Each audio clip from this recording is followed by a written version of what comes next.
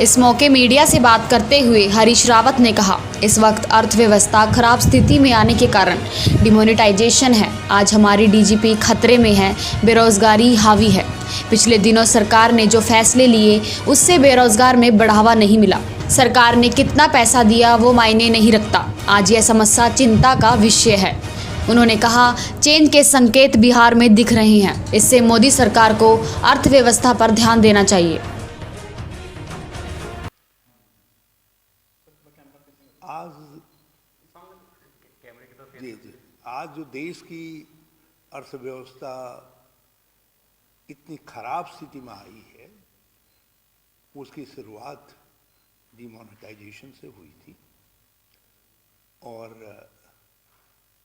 Doctor Manmohan Singh ji ने उस समय जो कुछ कहा था इस स्टेप के विषय में, आज वो 100% सही स्थिति हो रहा है। हमारी जीडीपी बड़ी चिंताजनक स्थिति में इस समय है।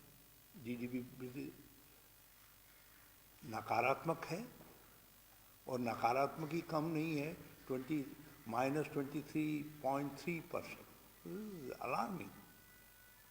और दूसरी तरफ बेरोजगारी बढ़ रही है और सरकार ने जो फैसले किए हैं पिछले दिनों, उन फैसलों से रोजगार सृजित नहीं हो रहे हैं। ये बड़ा चिंताजनक विषय है।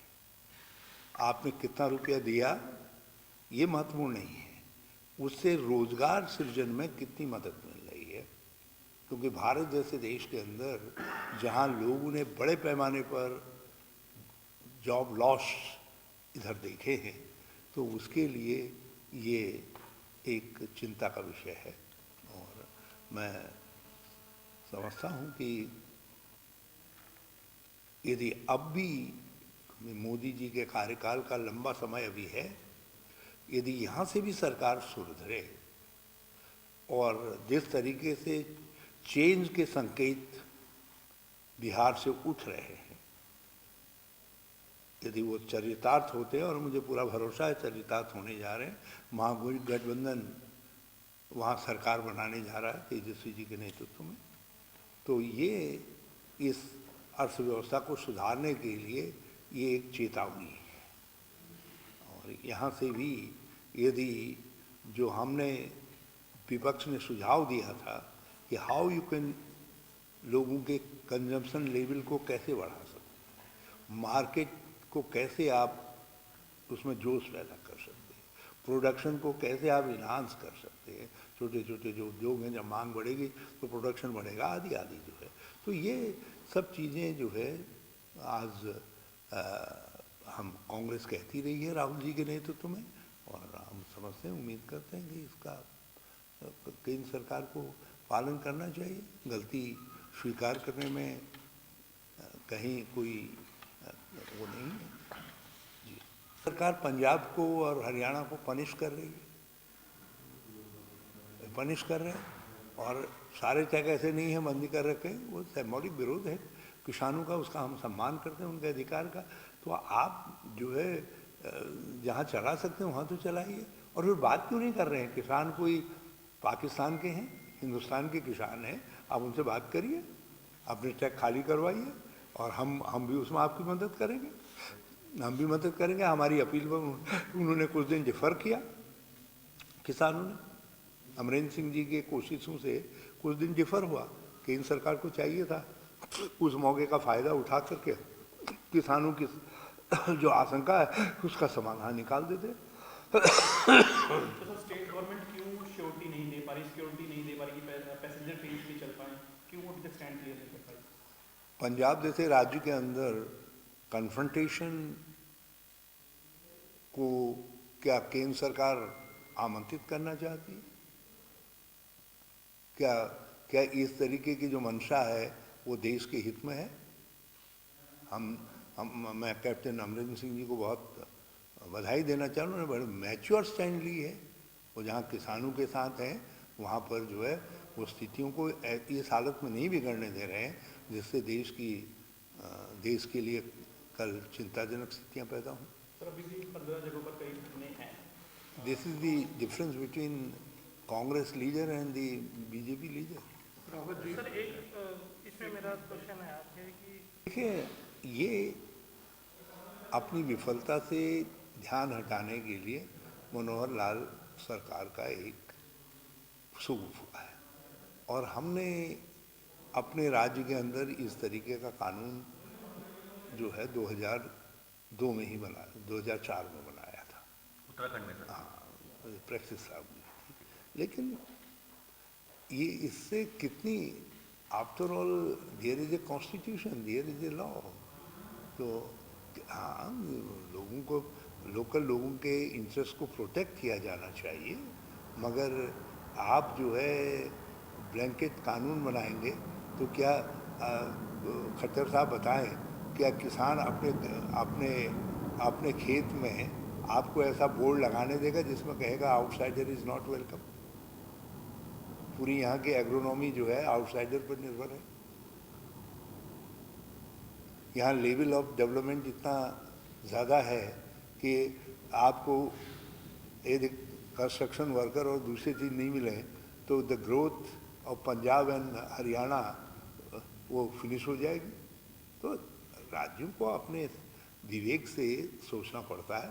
तो खट्टर जी अपनी वैचारिक खतरा के कारण जो है, ये खटरागी चीज़ जो है, हमें जो कुछ पंजाब के हित में होगा, यहाँ के नौजवानों का हित में होगा, उनके जॉब को यहाँ सिक्योर करेंगे।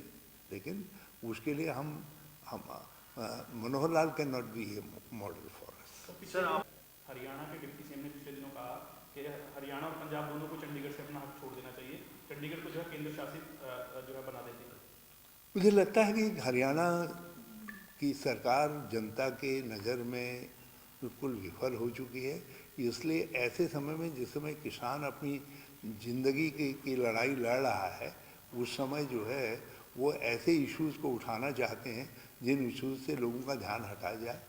इस समय यदि कोई भी राजनीतिक दल है, उसका फॉरमोस्ट यदि वो किसानों का हितैषी है, तो इस समय उनको जो है किसानों के इशू पर निर्णय करना चाहिए।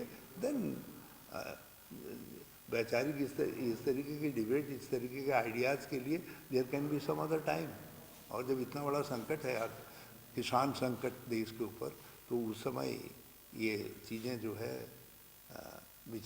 मैं I am not going on the merit जो वो कह रहे हैं, लेकिन मैं इतना ज़रूर कह रहा हूँ कि ये समय जो है केवल किसानों पर फोकस करने का है, and Haryana government has failed to focus on farmers.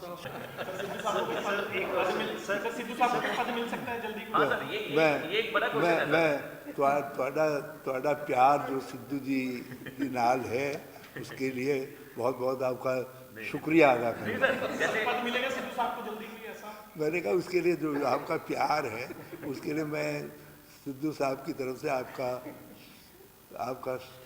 वो अदा आप उनको क्या कोई संगठनात्मक कोई ड्यूटी दे रहे हो? लेट समय आने दीजिए, उचित समय पर उचित, क्या वो कहीं उचित ही निर्णय नहीं होगा बल्कि समुचित नहीं। नहीं, क्या वो कहीं उछल कर आप में तो नहीं चले जाएंगे? है उछल कर आप में तो नहीं चले जाएंगे? नहीं, वो is a committed Congress soldier, and और उनका पूरा डेडिकेशन जो है कांग्रेस के लिए, विशेष तौर पर राहुल जी और प्रियंका जी के साथ। सर आपने कहा एंड ये बताइए, इतने पंजाब नूं सरसों दी साग है, मक्के दी रोटी है, चंगा चंगा जो है मक्खन मिलता, इसलिए आप इसलिए तो मैं भी वैसे भी सर्दी शुरू होगी, साग का सीजन तो आप तो उसका स्वाद लेने के लिए आ रहा हूँ, तो आप ऐसे आपने डरा दिया मुझको, आप तो हमारे मित्र हैं। रावत साहब एक क्वेश्चन और है, जैसे पंजाब के देखिए, अंदर जो पहले आप शुरुआत कर दीजिए, थोड़ा सा बात करिएगा। अमेरिका में डेमोक्रेट्स का जीतना भारत के लिए और दुनिया के लिए बड़ा शुभ है। और श्री जो बिडेन ने जो कहा है और कमला हैरिस जी ने जो कहा है कि हम अमेरिका को जोड़ेंगे मतलब सबको साथ लेकर के चलेंगे, वो एक ट्रेंड चेंज है। जो पहले ट्रंप की जीत के साथ या पुतिन की जीत के साथ स्टार्ट हुआ था, हार्डकोर लोग जो अपने बातों के साथ दूसरों को साथ ले चलने की बात नहीं कहते थे, उनका प्रादुर्भाव हुआ था। और दुनिया के कई देशों में, जिनमें टर्की जैसे देश भी हैं, दूसरे देश भी हैं, इस तरीके के हार्ड लाइनर्स आए थे और भारत भी उनमें से एक है, जहां लोगों ने बांटने की बात कही, बांटने के आधार पर राजनीति की।